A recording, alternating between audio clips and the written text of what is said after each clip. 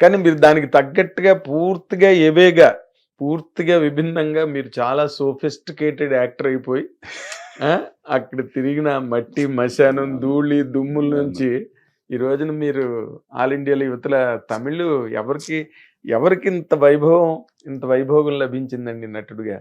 నిజంగా ఆ విషయంలో మీరు యూఆర్ కంప్లీట్లీ బ్లెస్డ్.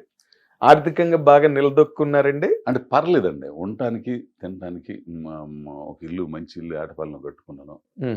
ఏంది పిల్లోడికి కూడా, రెండోడికి, ఆడికి ఈడికి ఇల్లు ఏర్పాటు చేసాను. ఏంది ఇక కొంచెం ఏదన్నా ఉంటే ఏదన్నా భూమి ఏదన్నా కొనుక్కొని ఇక్కడ కట్టుకుందామని ఆలోచన. లేదంటే ఫ్లాట్ ఏదో. పర్లేదులేండి, ఇండస్ట్రీ వాళ్ళు కట్టేస్తారు మీకు, ఏం పర్లేదు. ఎందుకంటే సినిమాల మీదే మీరు డేట్లు అడ్జస్ట్ చేసుకునే పరిస్థితుల్లో ఉన్నారు. మీకు ఇబ్బంది ఏంటండి ఇంకా? కాదు, మీరు వేటపాలెంలో మిమ్మల్ని గాలివుడు అన్న బ్యాచ్ ఇంకా ఉండుంటారుగా. కానీ పెద్దోళ్ళు వాళ్ళ మీద కోపం లేదండి. కోపం గురించి కాదు, లేదు. ఇప్పుడు వాళ్ళ రియాక్షన్ వాళ్ళు మొన్న ఒకడు నాగమల్లి గారితో అన్న, నాగమల్లి అని మా ఫ్రెండ్, వీళ్ళందరూ తిట్టేవాళ్ళు కదా నన్ను. ఆడొక్కడండి అర్థం చేసుకుంది నన్ను, గ్రేట్ అండి, మర్చిపోయి చవడం వాడికి. ఆడు నాగమల్లేశ్వరరావు, ఇగో మనం పని చేద్దామయ్యా, అప్పుడు క్యాసెట్లు ఉండే, క్యాసెట్ రికార్డ్ చేసి డైరెక్టర్లు పంపిద్దాం అని క్యాసెట్లు తీసుకొచ్చి రికార్డ్ చేసి అడ్రస్, మీ వాయిస్ వాయిస్ రికార్డ్ చేసేసి డైలాగులు అడ్రస్లు తీసుకొచ్చేవాడు. సీతార్లు ఇట్లో పడి అడ్రస్లు, చిత్రలాట్లో అడ్రస్ పోస్టులు వేసి రిజిస్టర్ పోస్టులు చేసేవాడు. అవి వచ్చి అంటే అప్పటి నుంచి నీళ్ళు ఉంది అని వాడు ఒక్కడే నాగమల్లేశ్వరరావు. ఇప్పటికీ ఉన్నాడు ఆడు నాగమల్లేశ్వరరావు అని ఒకడు. ఆడన్నాడు మొన్న, ఎరా వీళ్ళందరూ ఒకప్పుడు నన్ను ఇట్టాను, నేను మొన్న హెచ్చరించాను అయ్యా అంటే, వాడు ఎప్పుడూ తెలుసయ్యా బాబు మాకు, ఆడలో ఏదో ఉందని మాకు ఎప్పుడూ తెలుసు, ఇప్పుడు ఆడేలే. అందుకని నాకేమనిపించదు. నాకు అది ఒక్కటే, శ్రీశ్రీ గారిది ఒక్కటే, నిప్పులు చిమ్ముకుంటూ నింగికి నేను ఎగబాగితే నివిడ ఆశ్చర్యంతో వీళ్ళు, నెత్తురుగొక్కుంటూ నేలరాలిపోతే సహాయంగా వీళ్ళే. అదొకటి గుర్తుపెట్టుకుంటా. అందరూ గుర్తుపెట్టుకోవాల్సింది, మీరు ఒక్కలే కాదు, ఈ మానవ సమాజం మొత్తం గుర్తుపెట్టుకోవాల్సిన మాట, మహానుభావుడు శ్రీశ్రీ గారు రాసిన మాట. అదొక్కడే గుర్తుపెట్టుకొని నా ధర్మం ప్రకారం నేను చేస్తున్నా. నాకు అది భగవంతుడు నాకు ఇది ఇచ్చాడు, దీంట్లో బ్రతకమని ఇచ్చాడు, దీన్ని చూసి నేను గర్వపడను.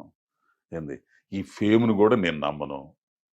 ఓన్ చేసుకోలేదు మీరు ఫేమ్, నాకు తెలుసు. ఇది కాకపోతే ఇది లేవు, సినిమాలు లేవు, ఇక పని లేదంటే ఏదో చాటుకెళ్ళి నీ బోటోడా ఈ దగ్గరికి ఏదో పని ఉంటే హీరో బాబు కొంచెం మీకు అన్ని పనులు వచ్చి పెయింటింగ్ దగ్గర నుంచి ఏంది, లేదంటే రొయ్యల చెరువు కాపలా ఉంటా, ఏదో చేత ఏదో ఇది అవుతుంది. ఇప్పుడు ఏమండి మీ పాపులారిటీకి మిమ్మల్ని అది మామూలు చెప్పండి. అది ఏదో నాకు ఇప్పటికీ అర్థం కాలేదు సామె. ఇప్పుడు బయటికి వెళ్తే ఓడమ్మా ఫోటోలు గిట్టోలు ఏంది పిచ్చా, లేకపోతే ఏంద్ర స్వామి ఇది, ఎందుకు ఇట్లా ఇదవుతారు అనుకునేవాడిని. అసలు ఇప్పటికీ నాకు అదే అర్థం కాదు అసలు. అదే దాన్నే పాపులారిటీ అంటారండి, దాన్నే పాపులారిటీ అంటారు. అండ్ మీరు ఆ విషయంలో చాలా విజయవంతంగా జీవితాన్ని నిలబెట్టుకున్నారు, బాధ్యతగా నిలబెట్టుకున్నారు. ఊళ్ళో కూలి పని చేశారు, ఎక్కడేమో పెయింటింగ్ పనికి వెళ్ళారు, టీవీల్లో యాక్ట్ చేశారు, వాయిస్లు చెప్పారు, ఆల్ ఇండియా రేడియోలో పనిచేశారు, సిటీ కేబుల్లో పనిచేశారు, సీరియల్స్లో మంచి క్యారెక్టర్స్ చేశారు. అంటే ఎక్కడ మీ ప్రయాణంలో అపశబ్దం అన్నది లేదు, ఎక్కడ అపభ్రంశం అన్నది లేదు. మీరేం తావు తప్పే ఇంకో పెళ్లి చేసుకుని ఇంకో కాపురం పెట్టి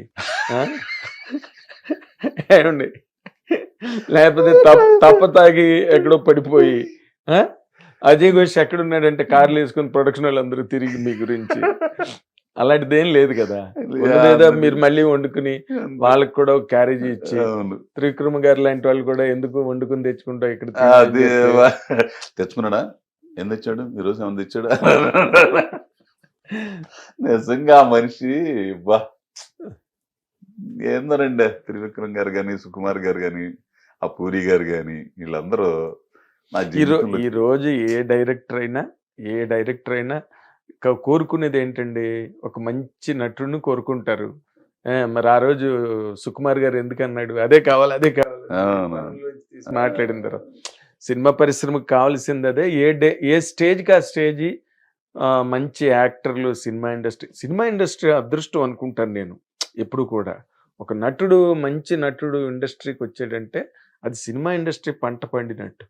ఎందుకంటే వాళ్ళు అలా నటులు ఉన్నప్పుడు డైరెక్టర్లు, క్యారెక్టర్లు గాని, లేకపోతే ఇతర నటీనటుల తాలూకు పెర్ఫార్మెన్సెస్ గాని అన్నీ ఒక నటుడి మీద ఆధారపడి ఉంటాయి. అవునవునవును.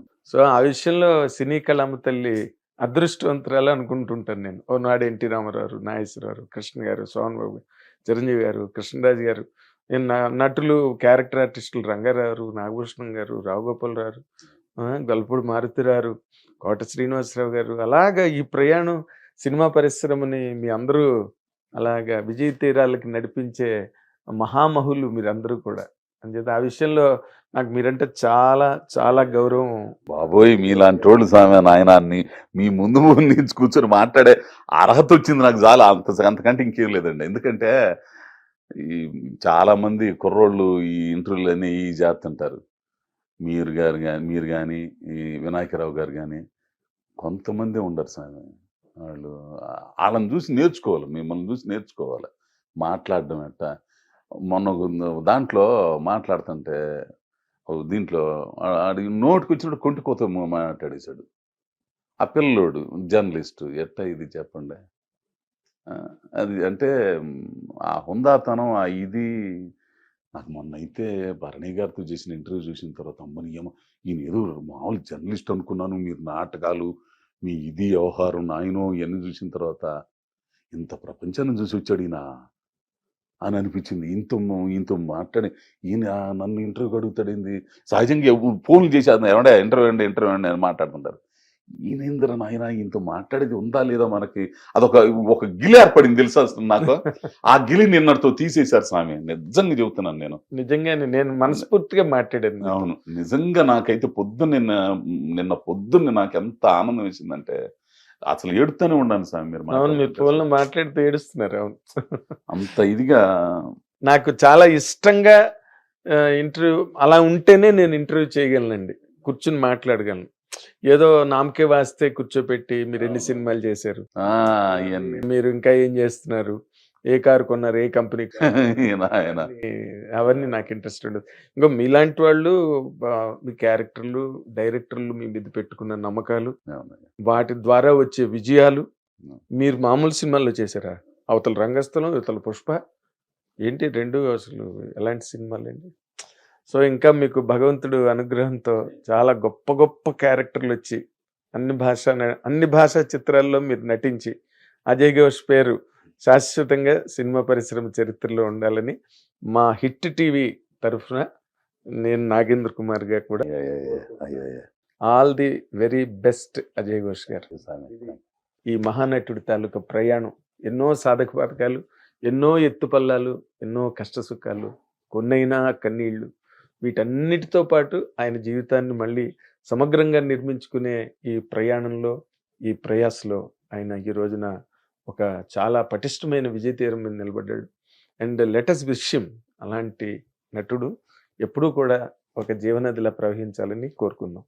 Thank you very much.